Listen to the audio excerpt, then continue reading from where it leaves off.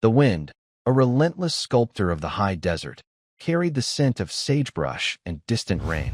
It ruffled the shaggy fur of Ghost, a German shepherd whose coat was a striking tapestry of silver and white, a living shadow against the ochre landscape. His ears, perpetually alert, swiveled, catching the whispered secrets of the vast, empty land. Beside him, Elias Thorne, a man whose 40-odd years bore the indelible etchings of a life lived too intensely, watched the horizon. His face, weathered and etched with lines that spoke of both sun and sorrow, was a study in quiet resolve. He was a man who had sought the edges of the world to find a center within himself, a refuge from the ghosts that still haunted the quiet corners of his mind. The abandoned bus, a hulking skeleton of faded yellow, was their sanctuary, their defiant stand against a world that had, for a time, felt too loud, too demanding. It was a testament to his brokenness, perhaps, but also to his fierce independence. Elias had found the bus months ago, a rusted relic half-buried in the sandy embrace of a forgotten arroyo, miles from the nearest paved road. It was an improbable home, a symbol of his retreat from the complexities of modern life. He'd spent weeks, then months, transforming it. The shattered windows were replaced with salvaged plexiglass, the tattered seats ripped out to make way for a rough-hewn sleeping platform and a small, wood-burning stove. Solar panels, scavenged from a defunct RV park, now gleamed on its roof, a silent promise of power. Ghost, ever his shadow, his confidant, his silent therapist, had supervised every step, his intelligent eyes missing nothing. Their days were a rhythm of simplicity. The sunrise painting the sky with fire, the quiet hunt for firewood, the long, solitary walks across the mesas, Ghost always ranging ahead, a sentinel in the wild. But the wild, like the past, rarely stayed simple. Lately, a subtle shift had occurred. Ghost, usually a creature of calm, had grown restless. His ears would twitch at sounds Elias couldn't discern, his low growls rumbling in his chest at shadows that seemed to exist only for him. Elias, a man trained to read the subtle language of threat, felt the prickle of unease. It was a familiar sensation, one that brought with it the bitter taste of old memories, the dust and heat of distant battlefields. He'd tried to dismiss it, to attribute it to the isolation, to the trickery of the wind. But Ghost's intuition was rarely wrong. The dog was a compass, a barometer of unseen dangers. One crisp morning, as the sun began its slow ascent, painting the desert in hues of rose and gold, Ghost's unease crystallized into something more urgent. He stood at the edge of their small clearing, hackles raised, a low, guttural growl vibrating deep within him. His gaze was fixed on a cluster of ancient junipers a few hundred yards away, their gnarled branches reaching like skeletal fingers towards the sky. Elias followed his gaze, but saw nothing. Just the familiar, timeless landscape. Yet, Ghost persisted, pawing at the earth, then turning to look at Elias, his eyes pleading, insistent. "What is it, boy?" Elias murmured, his voice rough with disuse. He reached down, his calloused hand stroking Ghost's powerful neck. The dog leaned into his touch for a moment, then nudged him, pushing him towards the junipers. Elias, a veteran of countless silent communications with his canine partner, knew this wasn't an ordinary warning. This was different. This was discovery. He fetched his rifle, a well-maintained lever action, from its rack inside the bus. It was a tool, not a weapon of aggression, but a testament to his need for self-preservation in a world that had once tried to break him. He moved slowly, deliberately, Ghost a silent, watchful shadow at his side, his senses on high alert. The wind, which had been a constant companion, seemed to hold its breath. The desert, usually so alive with the chirping of insects and the rustling of unseen creatures, had fallen into an unnatural silence. It was a silence that spoke of anticipation, of something hidden, something waiting. As they approached the junipers, the air grew heavy, thick with the scent of damp earth and something else, something metallic and acrid. Ghost's growl intensified, a deep, resonant rumble that vibrated through the ground. His nose twitched, his head low, sniffing at the very air itself. Elias saw it then, a faint disturbance in the earth, a patch of disturbed soil beneath the gnarled roots of the oldest juniper. It was too regular, too deliberate to be natural. Someone had been here. Someone had done something here. His heart began to thump a slow, steady rhythm against his ribs, a drumbeat of old instincts reawakening. He knelt, brushing away the loose soil, his fingers brushing against something hard, something cold. A small, intricately carved wooden box. It was old, its surface worn smooth by time and the elements, but its craftsmanship was undeniable. A strange symbol, an interlocking pattern of circles and lines, was etched into its lid. He felt a tremor of apprehension, a sense of something ancient and powerful stirring beneath his fingertips. This was not merely an object. It was a key, a silent invitation to a mystery far grander and more dangerous than he could possibly imagine. And as he lifted it, the world around him seemed to tilt on its axis, the quiet solitude of his life in the bus about to be shattered forever. Remember to like and subscribe if you're enjoying this journey into the wild, where every discovery holds a secret, and every secret, a potential danger. The small wooden box, no larger than Elias's hand, felt oddly heavy, imbued with a strange, almost electric energy. Its surface, smooth and dark, was inlaid with faint, almost invisible lines of what appeared to be silver. The symbol on its lid, a geometric tangle of circles and triangles, seemed to pulse with a hidden light in the dappled sunlight filtering through the juniper branches. Ghost, usually so stoic, let out a soft whine, nudging the box with his nose, then looking up at Elias with an expression of profound curiosity. Elias turned the box over in his hands, his fingers tracing the intricate patterns. There was no obvious latch, no visible seam. It was a puzzle, a sealed enigma. He tried to pry at its edges, to twist the lid, but it remained stubbornly closed. The craftsmanship was exceptional, clearly the work of someone with immense skill and a deep understanding of hidden mechanisms. As he examined it closer, he noticed a tiny, almost imperceptible indentation on one side, barely a pinprick. He pressed it, and with a faint, almost inaudible click, a small section of the lid slid inward, revealing a keyhole, no larger than a grain of rice. A keyhole, of course, but where was the key? He searched the disturbed earth around the juniper, his hands sifting through the dry soil, the fallen needles, the small stones. Nothing. Ghost, as if understanding his dilemma, began to sniff intently at the base of the juniper, then moved a few feet away, pawing at another patch of earth. Elias followed, his heart quickening. Buried just beneath the surface, nestled amongst the roots, was a small leather pouch. Inside, nestled on a bed of dried leaves, was a key. It was not a typical key. It was slender, almost delicate, with an intricate, almost filigreed head that echoed the symbol on the box. With a surge of anticipation, Elias inserted the key into the tiny keyhole. It slid in smoothly, a perfect fit. He turned it gently, and with another soft click, the lid of the box sprang open, revealing its contents. It was not gold or jewels, not ancient artifacts or maps to hidden treasures. Instead, nestled on a bed of velvet, were two items. The first was a small, tarnished silver locket, its surface engraved with the same intricate symbol as the box. The second was a stack of yellowed, brittle papers, tied with a faded silk ribbon. Elias carefully lifted the locket. It was cold to the touch, and when he opened it, he found two miniature photographs. One was of a woman, her face framed by dark, cascading hair, her eyes bright with a fierce intelligence. The other was of a child, a young girl, no older than 5, with the same bright eyes and a mischievous smile. They were beautiful, vibrant faces, full of life, frozen in time. A pang of unexpected emotion shot through Elias. Who were they? And why were their images hidden in a box in the middle of nowhere? He then untied the ribbon on the papers.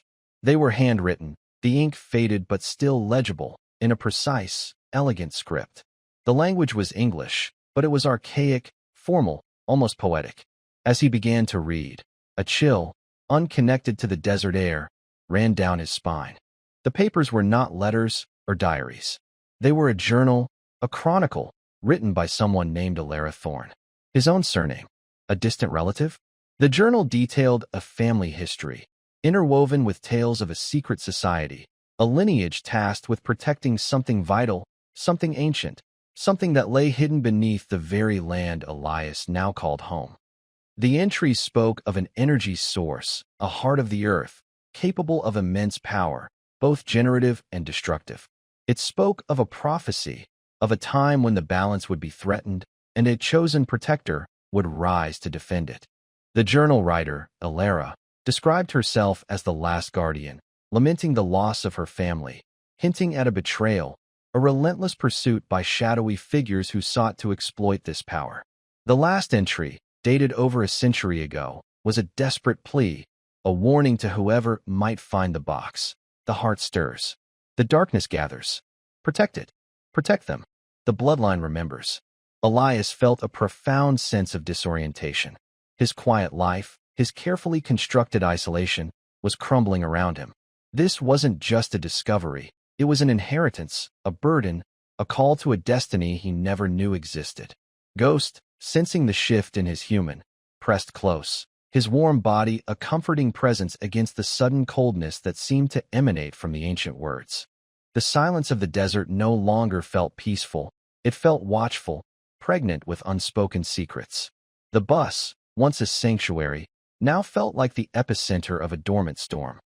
As Elias folded the journal, the desert wind picked up, rustling the juniper branches, whispering secrets through the canyons. He looked at the locket again, at the faces of the woman and the child. Elara, his ancestor, and the child, was she the them Elara referred to? The bloodline she hoped would remember? He felt a strange connection, a thread stretching across a century, binding him to this forgotten legacy. He had sought solitude, a place to heal, to escape the violence of his past. But it seemed the past, in its own enigmatic way, had found him, not to haunt him, but to reawaken a purpose he never knew he had. The quiet life of Elias Thorne and Ghost was over. A new chapter, one steeped in ancient secrets and impending danger, had just begun. The revelation of the journal's contents hung in the air, a palpable weight pressing down on Elias. The quiet solitude he had cultivated for so long felt like a fragile illusion, shattered by the echoes of a century-old plea. He reread Elara Thorne's final entry, the words burning themselves into his mind. The heart stirs. The darkness gathers. Protect it. Protect them. The bloodline remembers. The implications were staggering. A secret energy source. A lineage of protectors. A shadowy organization seeking to exploit it. And now him. Ghost, ever attuned to Elias's emotional state, nudged his hand, then licked his cheek. Elias looked into the dog's intelligent eyes, finding a silent understanding, a steady anchor in the swirling confusion. Looks like our quiet life just got a lot louder, boy, he murmured, the corners of his lips twitching in a grim approximation of a smile. Back at the bus, Elias spread the journal pages on his makeshift table. The sun, now high in the sky, cast long shadows through the windows. He meticulously read every word, cross-referencing names, dates, and cryptic descriptions. Elara's entries detailed her family's long history as guardians of the heart, a powerful geothermic energy source located deep beneath the desert. The journal contained sketches of intricate mechanisms, diagrams of geological formations, and philosophical musings on the balance of nature and power.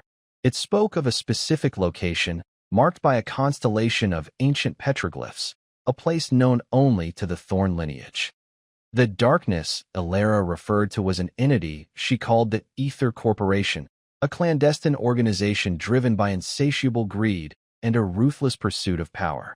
They had hunted her family for generations, seeking to control the heart of the earth, believing it held the key to unlimited energy and global dominance. Elara's last entries described their increasing proximity, her fear for her daughter, and her desperate decision to hide the journal and the locket, hoping that one day, a descendant would find them and continue the fight. The locket, with its faded images of the woman and child, was a poignant reminder of the human cost of this ancient struggle. Elias couldn't shake the feeling that the child in the locket, Elara's daughter, was the key to understanding the them Elara wanted him to protect. The bloodline remembers. Was there someone still out there, a descendant of that child, unaware of their heritage, their inherent danger?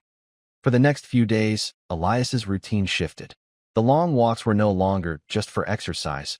they became reconnaissance missions.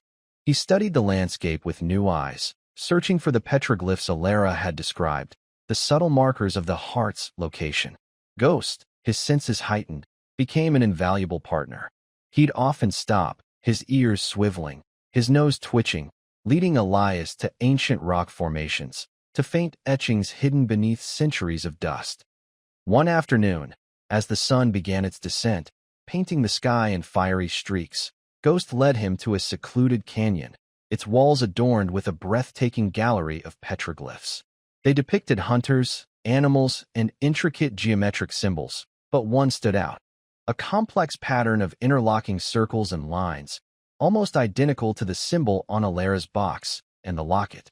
It was a map, a key, pointing to a specific cavern entrance hidden behind a curtain of desert vines.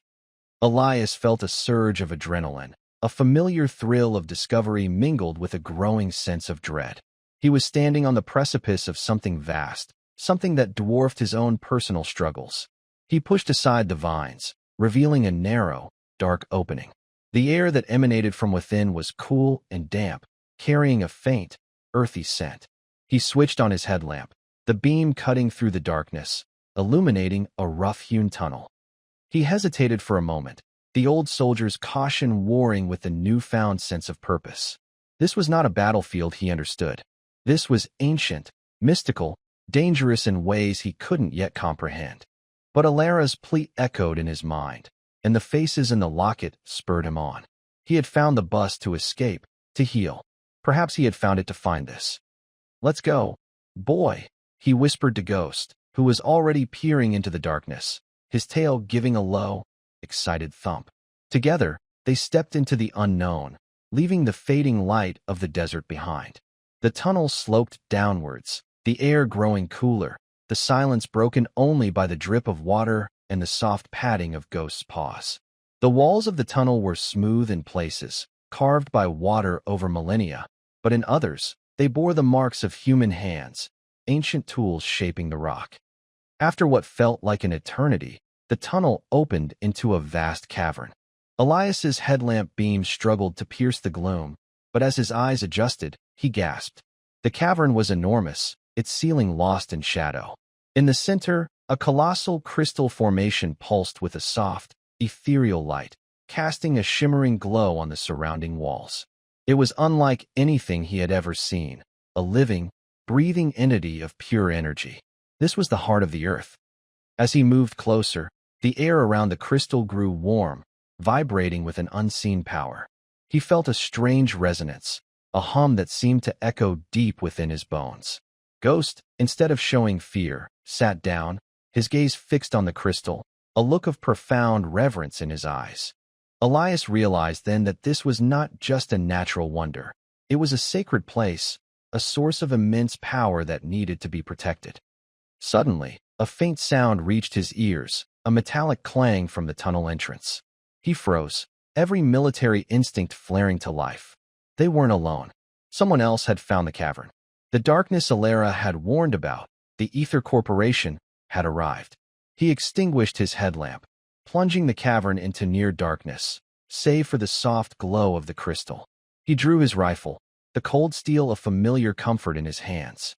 The game had begun, and Elias Thorne, the broken veteran, was ready to play.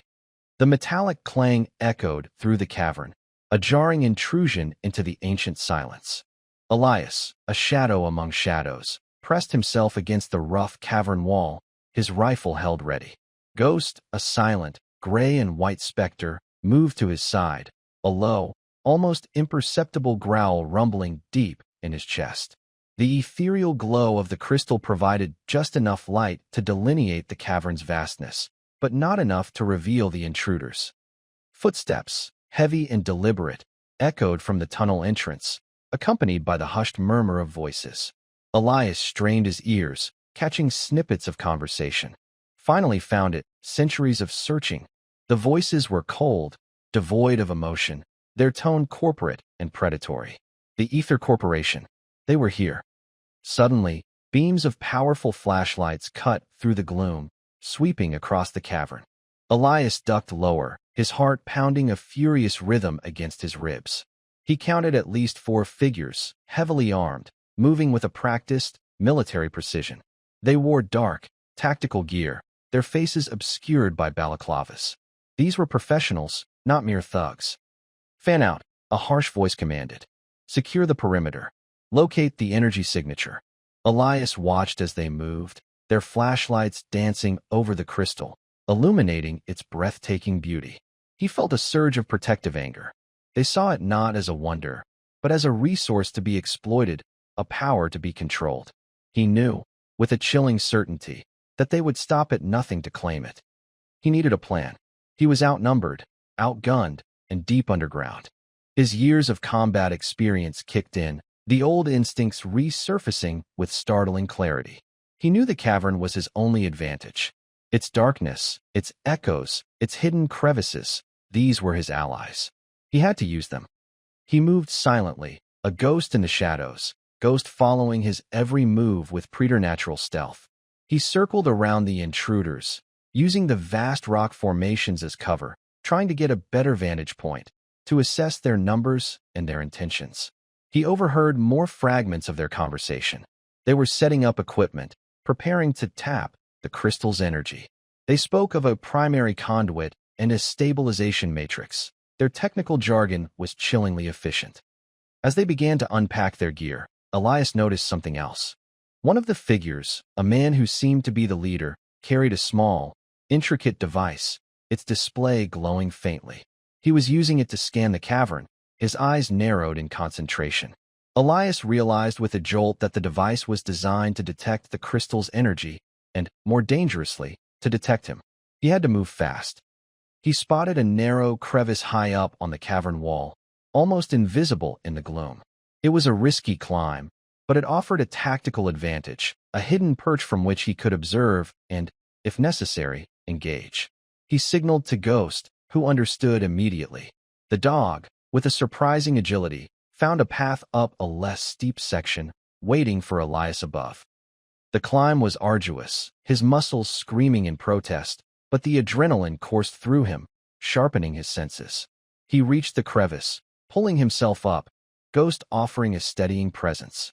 From his vantage point, he had a clear view of the cavern floor. The Aether operatives were now in full swing, setting up a complex array of machinery around the crystal, their movements precise and coordinated. His eyes scanned their equipment. He recognized some of it: high-powered drills, energy conduits, a portable power generator. They were preparing to extract the crystal's energy, a process that, according to Elara's journal, could destabilize the entire region, potentially unleashing catastrophic power. He had to stop them. He took a deep breath, his mind racing. He needed to create a diversion, to sow chaos, to disable their equipment without getting himself killed. He had only a handful of rounds for his rifle, and he couldn't risk a direct confrontation. He needed to use the environment, to turn their own advantages against them. His gaze fell upon a stack of equipment boxes near the tunnel entrance. If he could create a rock slide, block their escape route, it would create a momentary panic, giving him an opening. He identified a loose section of the cavern wall directly above the boxes, a precarious overhang of rock and loose scree. It was a dangerous gamble, but it was his best shot. He aimed his rifle, taking a steadying breath. The sound of the shot would alert them to his presence, but the ensuing chaos might buy him the time he needed.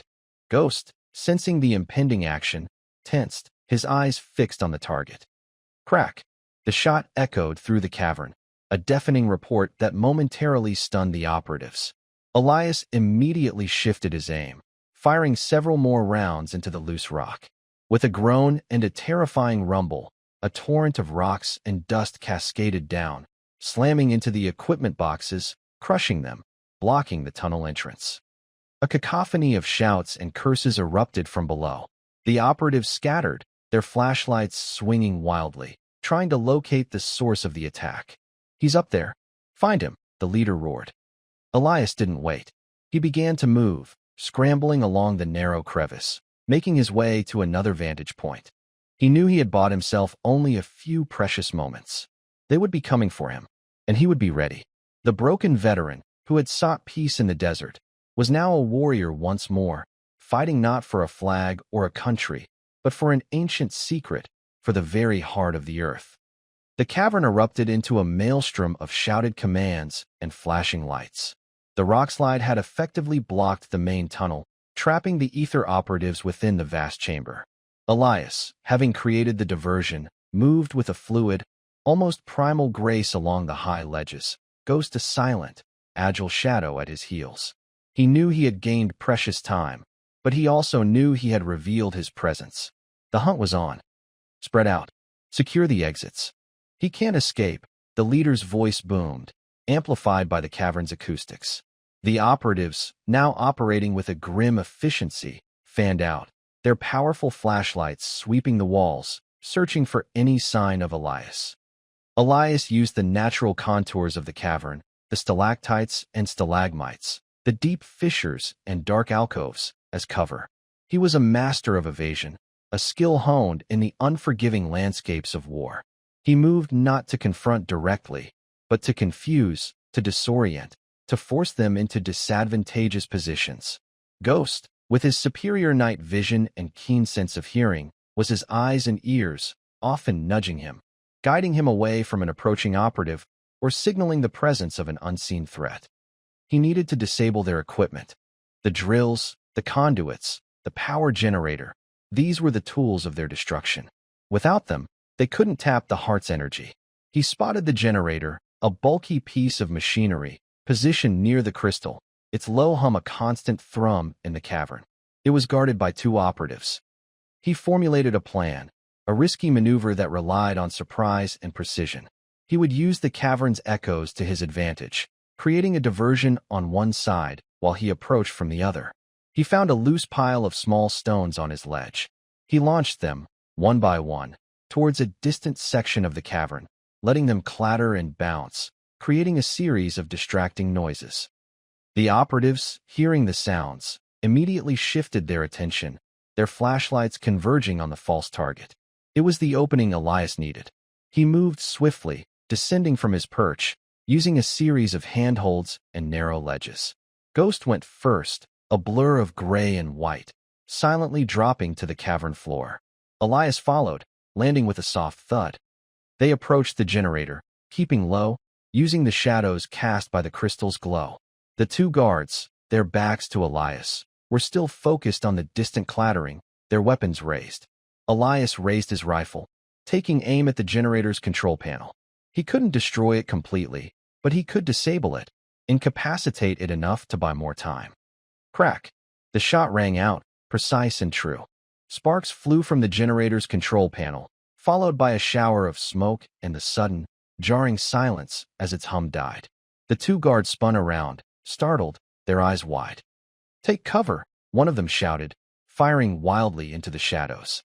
Elias was already moving, retreating back into the labyrinthine rock formations, Ghost at his heels. He had achieved his objective, but he had also drawn their full attention. The hunt had intensified. "He's good." The leader's voice, now laced with a grudging respect, echoed through the cavern. "Too good. He's a professional. Find him now, and don't damage the crystal."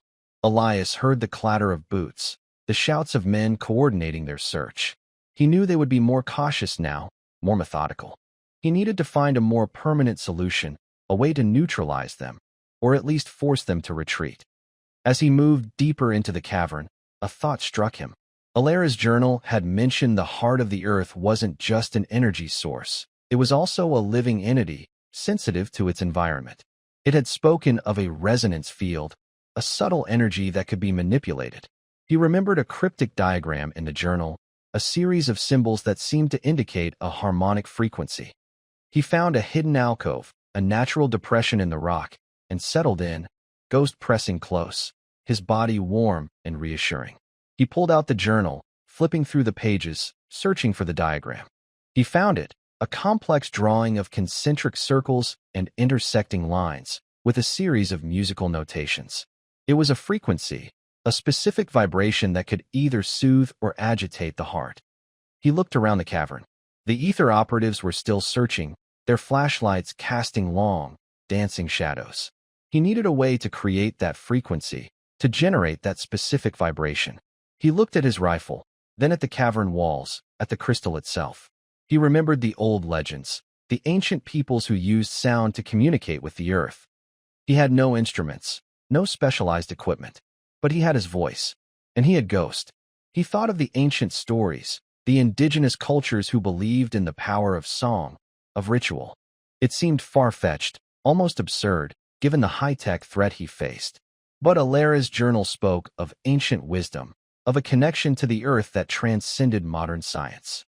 He took a deep breath, focusing his mind, trying to recall the exact notes, the precise rhythm Elara had sketched. He began to hum, a low, resonant tone, letting it vibrate through his chest, through the rock. Ghost, sensing his intent, let out a soft, mournful howl, a sound that seemed to resonate with the very fabric of the cavern.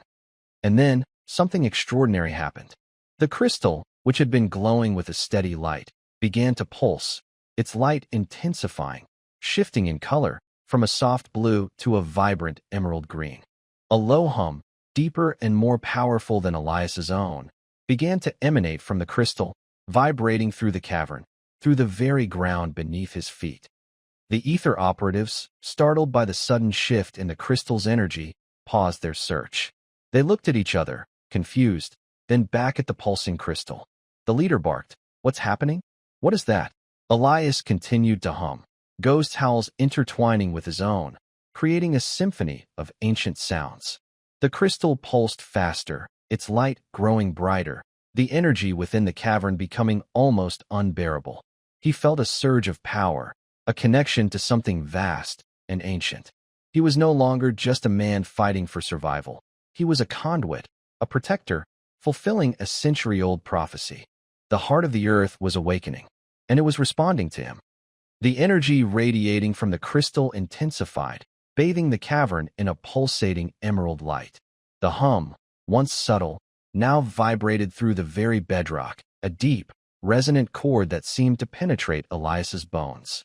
Ghost, still howling, seemed to draw strength from the phenomenon, his posture regal, his eyes reflecting the brilliant green light. The Aether operatives were visibly shaken. They clutched their ears, their movements becoming erratic. "What is this? Turn it off!" the leader yelled, his voice strained. He tried to approach the crystal, but an invisible force seemed to repel him, pushing him back. The air around the heart of the earth crackled with an almost tangible energy, a protective shield against those who sought to exploit it. Elias, still humming, still focused on the harmonic frequency Elara had described, felt a surge of primal power. He realized he wasn't just creating a sound. He was tapping into a connection, an ancient bond between his bloodline and the heart. The crystal wasn't just responding to a frequency, it was responding to him, to the lineage of protectors. He shifted his hum, subtly altering the tone, guided by an intuitive understanding that seemed to flow from the crystal itself. The emerald light pulsed faster, brighter, and then, with a low, guttural groan that seemed to come from the very earth, cracks began to appear in the cavern's ceiling. Small pebbles, then larger rocks, began to rain down. The cavern was reacting, responding to the agitated energy of the heart. "Rockslide, get out!" an operative screamed, panic lacing his voice. The leader, however, was resolute. "No, we can't leave it. We need that power." He tried to rally his men, but the fear was palpable. The ground trembled violently, and a section of the cavern wall near the entrance groaned, threatening to collapse. Elias knew this was his chance. He stopped humming, the immediate danger of the rockfall overriding his connection to the crystal. He needed to escape, and he needed to make sure the Aether operatives couldn't return. The tunnel he and Ghost had used to enter was now completely blocked by the initial rockslide. He needed another way out. He remembered a detail from Elara's journal, a faint sketch of a secondary egress, a hidden passage known only to the Guardians. It was described as a narrow fissure, concealed by a natural rock overhang, leading to the surface further up the canyon. He scanned the cavern walls, his eyes darting through the dust and debris. Ghost, as if sensing his intent, let out a sharp bark and bounded towards a section of the cavern wall, clawing at a thick curtain of ivy. Elias rushed over, tearing away the vines, revealing a narrow opening, barely wide enough for a man to squeeze through. It was the escape route. "This way, boy," he yelled over the rumbling. As he scrambled into the fissure, he heard the leader's enraged shout. "He's escaping. Don't let him get away." Gunfire erupted, bullets ricocheting off the cavern walls, sparks flying. Elias felt a searing pain in his shoulder as a bullet grazed him, but he pushed through, adrenaline masking the pain. Ghost, already ahead, turned, his eyes pleading, urging him onward. The fissure was tight, dark, and upward-sloping. Elias pushed himself through, his wounded shoulder screaming in protest, the journal clutched tightly in his hand. He could hear the operatives behind him, their shouts growing fainter as the cavern continued to groan and shudder. Finally, after what felt like an eternity, he saw a sliver of light. He pushed through, emerging into the cool night air, gasping for breath. Ghost was already there, waiting, his tail wagging with relief. They were high up on a cliff face, overlooking the canyon. The bus was a distant speck in the moonlight. He looked back at the cavern entrance. The ground around it was unstable, threatening to collapse. He had to ensure no one could re-enter. He found a loose boulder, massive and precarious, perched at the edge of the cliff. With a grunt of effort, he began to push, using his remaining strength, his rifle propped against a rock. Ghost helped, nudging with his powerful head, pushing with his paws. With a terrifying roar, the boulder dislodged, tumbling down the cliff face, gathering momentum, crashing into the rockslide below the cavern entrance. The impact was deafening, triggering a massive collapse. The canyon floor groaned, and then, with a final, earth-shattering tremor, the entire section of the cliff face, including the cavern entrance, crumbled, burying the heart of the earth and the Aether operatives beneath tons of rock. Silence descended, broken only by Elias's ragged breaths and the distant howl of the wind. He sank to his knees, exhausted, his shoulder throbbing. He had done it. He had protected the heart, and he had stopped the Aether Corporation. But the cost had been immense. He was wounded, his sanctuary, the bus, now miles away, and his life, once again, irrevocably changed. Ghost nudged him, then licked the blood from his shoulder, a silent act of comfort and healing. Elias looked at the dog, a profound gratitude swelling in his chest. They had faced down an ancient evil, and they had survived. But the fight, he knew, was far from over. The Aether Corporation was a vast network, and they would not easily forget their failure. He had protected the heart, but he still had to protect the them Elara had mentioned, the bloodline that remembers his family. And as the moon cast its pale light over the desolate canyon, Elias Thorne knew his journey had only just truly begun. The long walk back to the bus was a blur of pain and adrenaline. Elias leaned heavily on his rifle, his shoulder throbbing with a dull ache, Ghost a constant, supportive presence at his side. The night air was crisp, carrying the scent of pinyon and dust, a stark contrast to the acrid smell of smoke and pulverized rock that still clung to him. He was alive. The heart of the earth was safe, at least for now. But the weight of Elara's journal, still clutched in his non-injured hand, reminded him that his ordeal was far from over. Reaching the bus, a beacon of yellow in the pre-dawn gloom, felt like a small victory. He collapsed onto his sleeping platform, Ghost curling up beside him, his warm body a comforting anchor. Elias, despite his exhaustion, couldn't sleep. His mind raced, replaying the events in the cavern, the desperate fight, the raw power of the crystal. He looked at the locket, at the faded faces of the woman and child. Elara, her daughter, the bloodline that remembers. He realized he needed help. This was bigger than him, bigger than his solitary fight. He needed to understand the full scope of the Aether Corporation, to find out if Elara's descendants were still alive, and if they were, to warn them. He had cut himself off from the world, but now, the world, in its most dangerous form, was demanding his attention. The next morning, after tending to his wound and sharing a meager breakfast with Ghost, Elias made a decision. He would reach out to his family. His estranged sister, Sarah, lived in a small, quiet town nestled in the foothills of the Sierra Nevada. They hadn't spoken in years, a chasm of unspoken grief and misunderstanding separating them since his return from the war. But she was family, his only living relative, and perhaps the only one he could trust with this incredible, dangerous secret. He spent the day preparing. He packed what little he had, the journal carefully wrapped in an old map. He checked his rifle, cleaned his meager camping gear. The bus, once his sanctuary, now felt like a temporary waypoint. His path was leading him back into the world he had tried so hard to escape. As the sun dipped below the horizon, painting the sky in fiery hues, Elias and Ghost set out. The old pickup truck he'd used to haul the bus parts was parked a few miles away, hidden in a dry creek bed. It was a battered, unreliable vehicle, but it was his only link to civilization. The drive was long and arduous. The truck groaned and sputtered, but it held together. Elias used the time to reread Elara's journal, searching for any clues, any names, any details that might lead him to his ancestors, to the them he was meant to protect. He paid particular attention to the names Elara had mentioned, a sprawling family tree that stretched back centuries.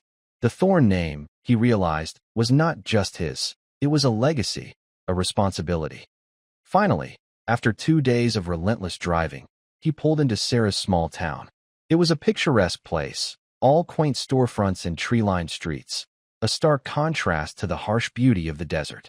He found Sarah's address, a small, well-kept house with a flourishing garden. He parked down the street, his heart pounding with a mixture of apprehension and hope. He knocked on the door, Ghost standing patiently beside him. The door opened, and Sarah stood there, her eyes wide with shock. She was older, of course, her dark hair streaked with silver, but her eyes still held the same fierce spark he remembered. "Elias?" she whispered, her voice a mixture of disbelief and pain. What are you doing here?" He looked at her, then at Ghost, then back at his sister. "I found something, Sarah," he said, his voice rough. "Something that changes everything. Something that connects us, to our family, to a secret you wouldn't believe." He held out the small wooden box, the locket, and the journal. Sarah, her brow furrowed with confusion, took them, her fingers brushing against the ancient wood. As she looked at the locket, at the faces of the woman and child, a strange expression crossed her face. Recognition? A flicker of memory. "These people," she said, her voice barely a whisper. "They look like Mom." Elias felt a jolt. He hadn't considered that. He looked again at the locket, at the woman's face, then at Sarah. There was a resemblance, a subtle curve of the jaw, the shape of the eyes. Could it be? Could the child in the locket be their direct ancestor? Elara's journal, Elias explained, speaks of a bloodline, a lineage of protectors, and a family secret, passed down through generations. A secret our mother never told us. Sarah, still staring at the locket, slowly opened it. Her eyes widened as she saw the 2 faded photographs. "This little girl," she murmured. "She looks exactly like a picture of our great-grandmother, Eleanor. The one Mom kept hidden in her old jewelry box." Elias felt a surge of confirmation. The them Elara had wanted him to protect was his own family. The bloodline that remembered was their bloodline. He had stumbled upon an inheritance far greater and far more dangerous than he could have ever imagined. He stepped inside, the door closing behind him, sealing them in with the ancient secrets. The journey had begun with a discovery in an abandoned bus, but it was leading him back to his family, to a destiny he never knew he shared. The story of Elias Thorne, the broken veteran, was no longer just his own.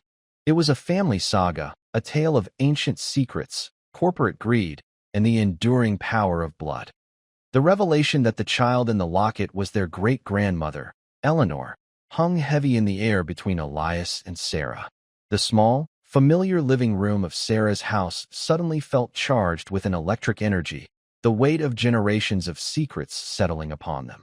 Ghost, sensing the gravity of the moment, lay quietly at Elias's feet, his gaze fixed on Sarah, as if assessing her worthiness for the truth. Sarah, her face pale, looked from the locket to Elias, then back to the journal. "Mom, she always had secrets," Sarah whispered, her voice laced with a mixture of resentment and awe. "Little things. An old box she never let us touch. Cryptic stories she'd tell us about the family legacy that we always dismissed as fanciful tales." Elias nodded, a grim understanding dawning on him. Elara's journal explains it. "Our family, the Thornes, are guardians. Protectors of something ancient and powerful, hidden deep in the desert. The heart of the earth," he explained, in broad strokes, the details of the journal, the Aether Corporation, and his recent confrontation in the cavern. Sarah listened, her initial skepticism slowly giving way to a profound, unsettling realization. The fantastical tales of their childhood, the strange symbols their mother had sometimes drawn absent-mindedly, the deep, almost spiritual connection their mother had always had with nature. It all began to make sense. "So all this time, Mom knew?" Sarah asked, her voice trembling. "And she kept it from us?" "From me." The hurt was evident in her tone. "She was protecting you, Sarah," Elias said gently, remembering Elara's desperate plea in the journal. "This isn't just a secret, it's a target. A dangerous one. The Aether Corporation has been hunting our family for generations." He then showed her the intricate symbol on the box and the locket. "Does this look familiar?" Sarah gasped. It's the symbol Mom had tattooed on her wrist, hidden under her watch. And she drew it everywhere, on napkins, on the margins of books. The pieces of the puzzle were falling into place, revealing a tapestry of hidden history and inherited responsibility. Elias felt a strange mix of relief and dread. He wasn't alone in this. But now, Sarah was also in danger. Over the next few days, Elias and Sarah delved deeper into the journal, comparing its contents with Sarah's fragmented memories and the few family heirlooms their mother had left behind. They found old photographs, letters, and even a small, leather-bound book of botanical drawings, all subtly hinting at the Thorne family's unique connection to the land and its hidden power. Sarah, a meticulous researcher by nature, began to dig into local historical archives, searching for any mention of the Aether Corporation or unusual events in the region. She uncovered old newspaper clippings, obscure land deeds, and even a few whispers of a powerful, shadowy corporation that had tried to buy up vast tracts of desert land over the past century. Their mother, they realized, had been more than just a quiet gardener. She had been a silent sentinel, a guardian in her own right, quietly watching, quietly protecting. One evening, as they were poring over an old map of the region, Sarah pointed to a small, isolated community marked simply as the Haven. "Mom always talked about this place," she said, her finger tracing the faded ink.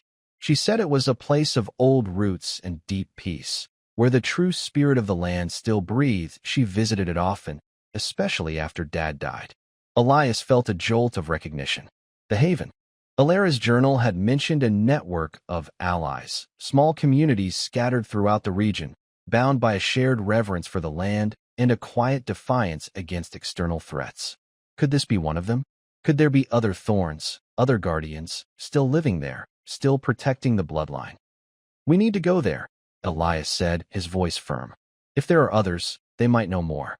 They might be able to help us understand what we're up against and how to protect ourselves and the heart." Sarah nodded, a newfound determination in her eyes.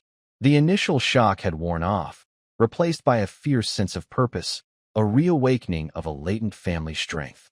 The idea of a hidden community, of other guardians, offered a glimmer of hope in the daunting task ahead. The journey to the Haven was different from Elias's solitary trek. This time, he had Sarah, and her quiet strength, her unwavering resolve. Ghost, sensing the shift in their purpose, seemed more focused, more alert. They were no longer just a veteran and his dog, seeking solace. They were a family, united by an ancient legacy, heading towards an unknown future. As they drove, the landscape slowly transformed. The harsh desert gave way to rolling hills, then to lush valleys, fed by hidden springs. The air grew cooler, carrying the scent of pine and damp earth. They passed through small, secluded farms, their fields tended with a reverence that spoke of a deep connection to the land. Finally, nestled in a hidden valley, surrounded by towering red rock formations, they found the Haven. It wasn't a town in the traditional sense, but a cluster of rustic homes, built from local stone and timber, blending seamlessly into the landscape. There was no paved road, no power lines, no signs of modern intrusion. It was a place frozen in time, a testament to a different way of life. As they drove into the quiet settlement, a figure emerged from one of the cabins. It was an old woman, her face a roadmap of wrinkles, her eyes sharp and knowing. She wore simple, homespun clothes, and her gray hair was braided with feathers and beads. She looked at Elias and Sarah, Then her gaze settled on Ghost, a faint smile playing on her lips. "It has been a long time, Thorne," she said, her voice ancient and melodic, her eyes twinkling with a knowing light. "We have been waiting for you, for the bloodline to remember." Elias and Sarah exchanged a stunned glance. They had found their family. They had found the Guardians. And their journey, the true journey, was only just beginning.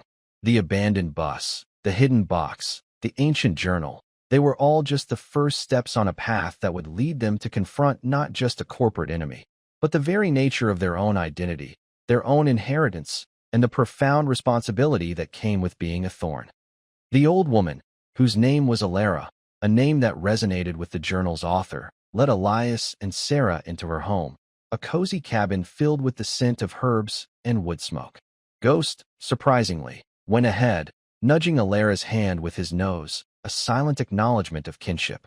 The other villagers, a small community of quiet, self-sufficient people, watched their arrival with a mixture of curiosity and expectation. Inside, Elara, the current one, as Elias quickly learned, brewed a strong, fragrant tea. Her eyes, ancient and wise, seemed to see right through Elias, straight into the depths of his soul. "The heart stirs," she said, her voice a low murmur. We felt its agitation, and then its sudden silence. We knew a Thorne had finally answered the call. Elias recounted his discovery of the journal, his confrontation with the Aether Corporation, and the subsequent sealing of the cavern. Elara listened intently, her expression unreadable, occasionally nodding or making a soft, guttural sound of understanding. Sarah, meanwhile, spoke of their mother's cryptic hints, the hidden symbol, and the realization that their own family had been part of this ancient lineage. "Your mother was a quiet guardian," Elara confirmed, her gaze softening as she looked at Sarah. "She understood the importance of subtlety, of living in harmony with the land. She passed on what she could, in her own way, without burdening you with the full weight of the truth. Until now." Elara then explained the full history of the Thornes. They were not just a family. They were a chosen bloodline, imbued with a unique connection to the heart of the earth, a natural energy source that was both a repository of immense power and a living entity. The symbol, the interlocking circles and triangles, represented the balance between the three elements of the heart: energy, spirit, and protection. The Aether Corporation, she explained, was an ancient enemy, a powerful organization that had sought to control the heart for centuries, believing it to be the ultimate source of power and immortality. They were ruthless, cunning, and had infiltrated governments and corporations worldwide. "They will not give up," Elara warned. "They have lost many times, but they always return. And now, they know you exist, Elias. They will come for you." And for the journal. Elias felt a cold dread settle in his stomach. He had thought he had ended the threat, at least for now. But Elara's words made it clear. This was a war that spanned centuries, and he was now a soldier in it. "What do we do?" Sarah asked, her voice firm, her fear replaced by a steely resolve. "How do we fight them?" Elara smiled, a rare, gentle expression. "You learn. You remember. You embrace your heritage. The heart chose your ancestor, Elara, to hide its secrets, and it chose you, Elias, to reawaken them. Your connection to the heart is stronger than you know. And your companion," she said, looking at Ghost. "He is more than just a dog. He is a spirit guide, a protector, a true companion to the bloodline." Over the next few weeks, Elias and Sarah immersed themselves in the ways of the Haven. They learned about the ancient traditions of their ancestors, the methods of communicating with the land, the subtle art of tracking and evasion. Elias, with his military background, quickly adapted to the physical training, but it was the spiritual lessons, the connection to the earth, that truly transformed him. He learned to listen to the whispers of the wind, to read the signs in the flight of birds, to understand the subtle language of the desert. He learned to trust his intuition, a skill that had been dulled by years of trauma. Sarah, meanwhile, devoured the ancient texts of the Haven, uncovering forgotten knowledge about the heart, its properties, and the vulnerabilities of the Aether Corporation. She discovered that the corporation had a hidden weakness, a reliance on a specific, rare mineral that was essential for their energy-tapping technology. Without it, their machines were useless. One evening, As the sun set over the red rock formations, painting the sky in a blaze of orange and purple, Elara called Elias and Sarah to her. "The Aether Corporation has made its move," she announced, her voice grave. "They are sending a team, not to the heart directly, but to a place of great significance to your family. Your old home, Elias. They believe your mother, a quiet guardian, may have hidden more secrets there." Elias felt a surge of anger. They were targeting his past, his family. He looked at Sarah, then at Ghost, who stood alert, his ears perked. "We need to go," he said, his voice hard. "We need to protect what's ours." Elara nodded. "You are ready. But you will not be alone. The Haven will stand with you. We are all guardians, Thorne, and the bloodline remembers." As they prepared to leave, a small group of Haven warriors, silent and determined, gathered around them. They carried ancient weapons, bows, spears, and intricately carved staffs, but their eyes held a modern resolve. Elias, the broken veteran who had sought isolation, was now leading a small army, a family of guardians, back into the world, ready to face an ancient enemy. His journey had taken him from an abandoned bus to the heart of an ancient war, and he was no longer just fighting for himself, but for his family, for the heart of the earth, and for the very soul of the land he had come to love. The fight for the Thorne legacy and for the future was about to begin. The journey back to Sarah's town was a silent, determined procession. Elias, Sarah, Ghost, and the small band of Haven warriors moved under the cloak of night, their movements fluid and practiced. The desert, once a place of solitary healing for Elias, now felt like a vast, living ally, its shadows and contours offering cover and a sense of shared purpose. The Haven warriors, with their deep connection to the land, moved like ghosts, their ancient weapons feeling strangely at home in the modern world. They arrived at Sarah's house before dawn, taking up positions around the perimeter. Elias surveyed the quiet, suburban street, a stark contrast to the wild landscapes he was used to. The Aether Corporation would not expect this. They would expect a lone, wounded veteran, not a united front of ancient guardians. As the first rays of dawn painted the sky, a black, unmarked SUV pulled up to Sarah's house. Two more followed, their dark windows reflecting the rising sun. A dozen heavily armed operatives, clad in the same tactical gear Elias had seen in the cavern, emerged from the vehicles. They moved with a chilling efficiency, surrounding the house, their weapons raised. The leader, a tall, imposing man with a cold, calculating gaze, stepped forward. "We know you're in there, Thorne," his voice boomed, amplified by a bullhorn. "Surrender the journal, and we can discuss terms. Otherwise, we will take what is ours." Elias, hidden behind a thick hedge, felt a surge of cold fury. They were threatening his family, his home. He looked at Sarah, who stood beside him, her face set in a grim line, a bow clutched in her hand. Her eyes met his, a silent promise of defiance. "You're in the wrong house," Elias shouted back, his voice steady, carrying across the quiet street. "This isn't yours to take." The leader sneered. "Fool, you have no idea what you're up against. This is a waste of time. Breaching team, move in." As the breaching team advanced, Ghost, who had been a silent sentinel, let out a thunderous bark. It was a signal. From the surrounding shadows, the Haven warriors emerged, moving with astonishing speed and agility. Arrows, tipped with ancient, hardened wood, flew through the air, striking the operatives with pinpoint accuracy, disabling their weapons, piercing their body armor at its weak points. The Aether operatives, caught completely off guard, recoiled in confusion and panic. They were trained for high-tech combat, not for an ambush by silent, ancient warriors wielding bows and spears. Their formation broke, their communication systems crackling with shouted warnings. Elias, rifle in hand, moved with Ghost, targeting the operatives who tried to regroup. Sarah, surprisingly adept with her bow, fired with deadly precision, her arrows finding their marks with a quiet hiss. The element of surprise was theirs, and they were using it to devastating effect. The Aether leader, realizing the tide was turning, tried to orchestrate a retreat. Fall back, he yelled, but it was too late. The Haven warriors, with their deep knowledge of the terrain and their coordinated movements, had them surrounded. They were not fighting to kill, but to incapacitate, to disarm, to render the enemy helpless. Elias focused on the leader. This man was the head of the snake, the one who orchestrated the exploitation, the one who hunted his family.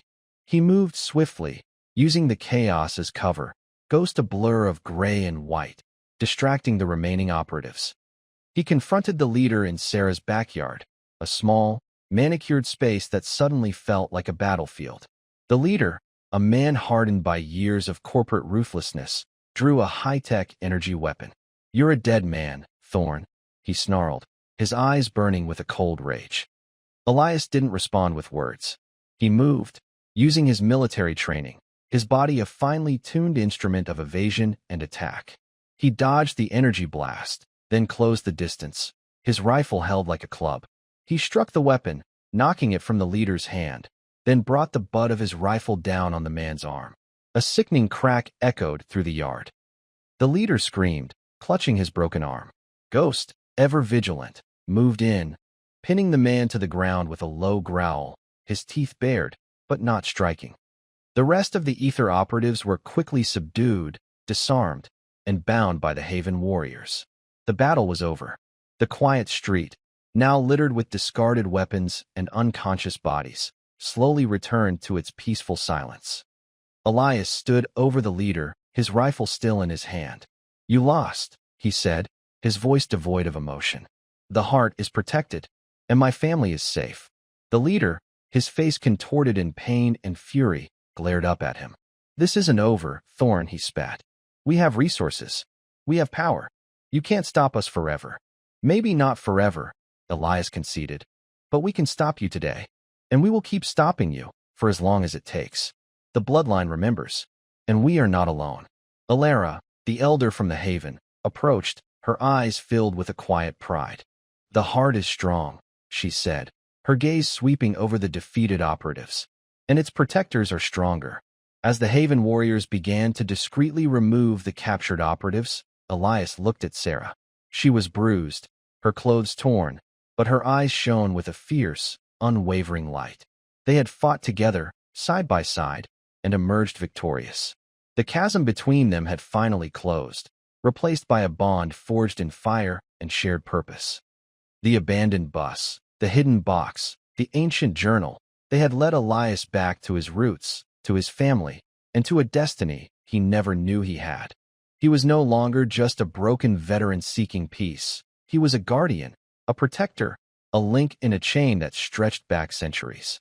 And as the sun rose higher, illuminating the quiet town, Elias Thorne knew his true journey had just begun. The fight for the heart of the earth, for his family, and for the balance of the world would continue. And he, with Ghost by his side, would be ready.